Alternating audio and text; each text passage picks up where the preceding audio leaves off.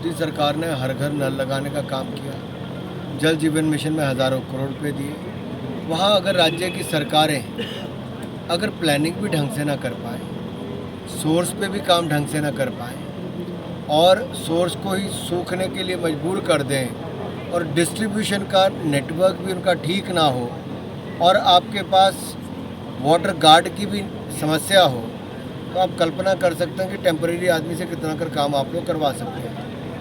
और जो सोच सरकार की सेवा की नहीं है, ये तो सत्ता में केवल मेवा खाने आए थे।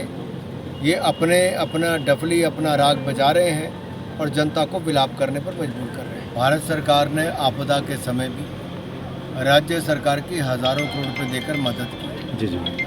उस समय 12,000 पक्के मकान हम अलग से मंजूर करवा कर लाए, वो भी दे दिए। राज्य की सरकार उस पैसे को खर्च भी ढंग से नहीं कर पाई, पैसा वापस चला गया साहब। जी सर। दूसरा 500 करोड़ रुपया दो बार केंद्र सरकार ने हिमाचल को दिया बगैर ब्याज के, कोई छोटी रकम नहीं थी। 2700 करोड़ रुपया दिया प्रधानमंत्री ग्रामीण सड़क योजना में सड़कें बनाने के लिए। जी जी। और उसमें धन्यवाद तो सरकार ने किया नहीं। जी जी। जबकि सांसदों का काम है उसका शिलान्यास और उसका उद्घाटन करना। जी सर। लेकिन राज्य की सरकार ने सांसदों को बगैर बुलाए अपने आप ही मुख्यमंत्री ने शिलान्यास कर दिया। जी जी। उनका तो कोई योगदान ही उसमें नहीं था। जी सर।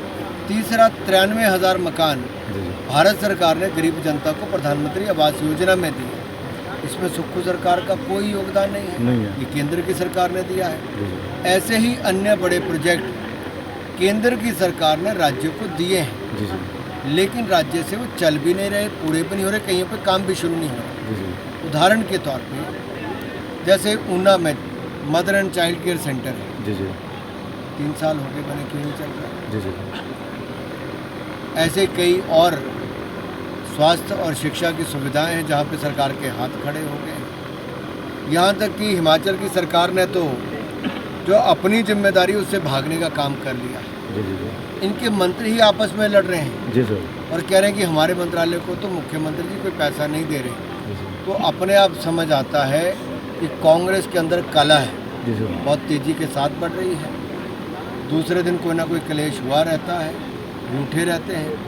तीसरी बात यह है कि सबको ये लगता है कि वो सरकार में तो हैं लेकिन कर कुछ नहीं पा रहे। ये कांग्रेस की स्थिति बनी है।